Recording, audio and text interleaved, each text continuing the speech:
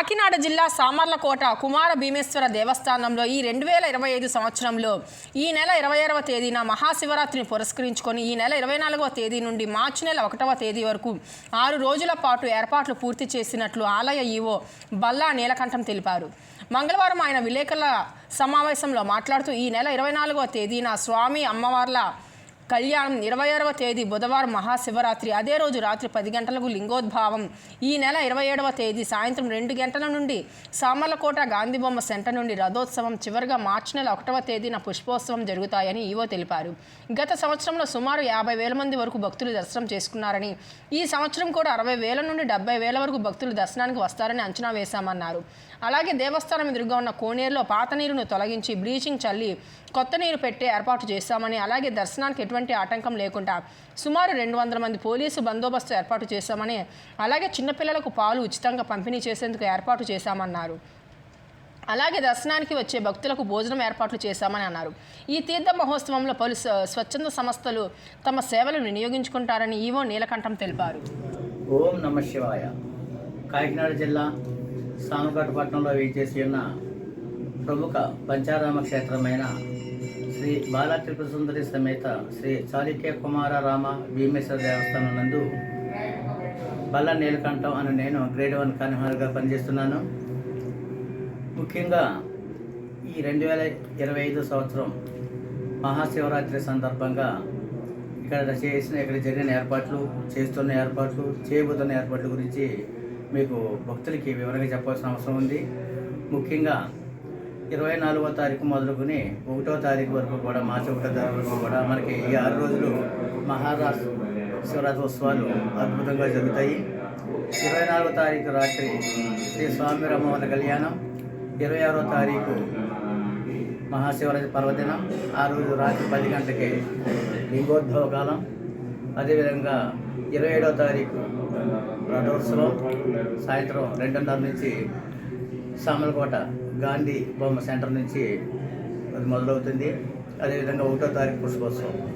ఈ 6 రోజులు కూడా భక్తులకు అవసరమైన అన్ని ఏర్పాట్లు చేయడంతో పాటు ముఖ్యంగా మనకి మహాశివరాత్రి రోజునే గత సంవత్సరం 50,000 మంది వచ్చినట్టుగా మనకి అంచనా వేయబడి ఉంది.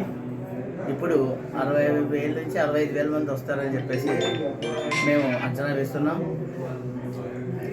అదేవిధంగా ఈ 65,000 మందికి కూడా మనం దర్శనం ఏ విధంగా ఏర్పాటు చేయాలనే విషయం గురించి మనం ఆలోచిస్తే ఇక్కడ 4 రకాల దర్శనాలు ఉన్నాయి. ఉచిత దర్శనం, 20 రూపాయల దర్శనం, 50 రూపాయల దర్శనం, 100 రూపాయల దర్శనం. అందువలన ఎక్కువ మంది జనాల్ని మనం భక్తుల్ని తక్కువ టైంలోనే మనం దర్శనం చేయడానికి వీలుగా ఇక్కడ అవకాశాలు ఉన్నాయి. అదేవిధంగా 26వ తారీఖు తెల్లవారుజాము నుండి కూడా ఇక్కడ ఎక్కువ స్వచ్ఛంద సంస్థలు వార్షికంగా ఇక్కడ పిల్లలకు పాలు, అదేవిధంగా మంచి సదుపాయం కానివ్వండి, మీ దేవస్థానం కూడా ఏర్పాటు చేస్తాం. అలాగే ముఖ్యంగా అన్నప్రసాదం ఉదయం 9:30 నుంచి కూడా వివిధ సంఘాల వారు ఏర్పాటు చేయడం జరుగుతుంది. అందు గురించి ఇక్కడ ఎటువంటి ఇబ్బందులు లేదు. అదేవిధంగా కోనేరు, మాకు ముఖ్యంగా కోనేరు కార్తీక మాసంలోనూ శివరాత్రికి భక్తులు వచ్చి ఎక్కువగా మనకి స్నానాలు చేస్తూ ఉంటారు. అప్పుడు ఆ సందర్భంగా మేమేం చేస్తామంటే 20 రోజుల ముందే కోనేటిలో పాత నీటిని తొలగించి ఆరబెట్టి బ్లీచింగ్ అది వేసి మళ్ళా కొత్త నీరు ప్రవేశపెట్టడం జరుగుతుంది. ఈ విధంగా ప్రస్తుతానికి మేము ఆరబెట్టే దగ్గర ఉన్నాము.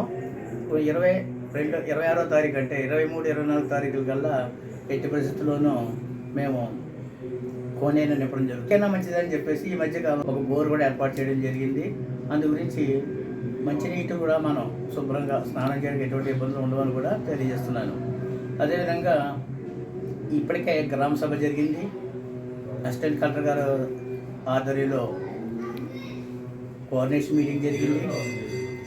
ఇదే విషయంపై 2 రోజుల కలెక్టర్ గారు కూడా వస్తారని తెలిసింది. అందుకోసం ఈసారి ఈ ఏర్పాట్లన్నీ కూడా ఎటువంటి రద్దీ లేకుండా, గతంలో కూడా మనం చూస్తున్నాము ప్రతి చోట కూడా రద్దీ ఎక్కువగా ఉంటుంది, దానిపైన ఎక్కువ దృష్టి సాధించాం. అదేవిధంగా ముఖ్యంగా బయో టైర్స్ పెట్టాలని మా డిపార్ట్మెంట్ పై అధికారులు చెప్తూ వచ్చారు. ఇప్పుడు ఆ ప్రయత్నంలో ఉన్నాము. ఎక్కువ బయో టైర్స్ పెట్టడానికి కూడా ప్రయత్నం చేస్తున్నాము. అదేవిధంగా గతంలో కూడా మనకి పోలీస్ శాఖ వారు కానివ్వండి, ముఖ్యంగా శానిటేషన్ కానివ్వండి, చాలా ఇంపార్టెంట్.